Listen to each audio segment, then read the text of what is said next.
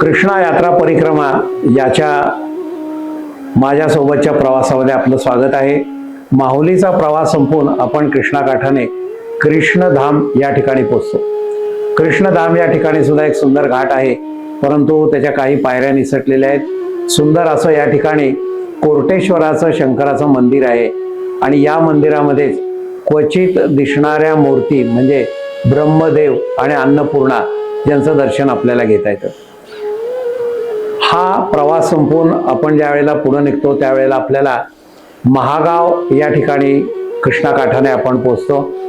महागावच्या ठिकाणाहून आपण पुढे गेल्यानंतर या ठिकाणी कृष्णा आणि वसना यांचा संगम आहे, तो मंगळापूर आणि तासगाव या ठिकाणी आहे। त्याच्याच अलीकडे आपल्याला तांदूळवाडी इथं कोल्हेश्वर या ठिकाणी शंकराचं मंदिर कृष्णाकाठी आहे। याची गोष्ट काय आहे ते आपल्याला माझ्या चॅनलमध्ये बघता येईल किंवा ऐकता येईल। आणि मुख्य गोष्ट अशी आहे की ही पिंड खाली आहे, म्हणजे वर जी पिंड दिसते त्याच्यावरती शाळुंका नाही आहे। तर शाळुंकेवरून आपण आत बघायचं किंवा आत हात लावायचा आहे, त्याच्या खाली आपल्याला ही पिंड दिसते। तर कोल्हेश्वराचं दर्शन घेऊन आपण पुढे जातो। या ठिकाणी वसना आणि कृष्णा यांचा संगम आहे, परंतु हा संगम इतका आतल्या बाजूला आहे की त्या ठिकाणी लोकांना विचारून जावं लागतं, तो आपल्याला सहज दिसत नाही। तसंच या ठिकाणी घाट किंवा मंदिरे नाहीत।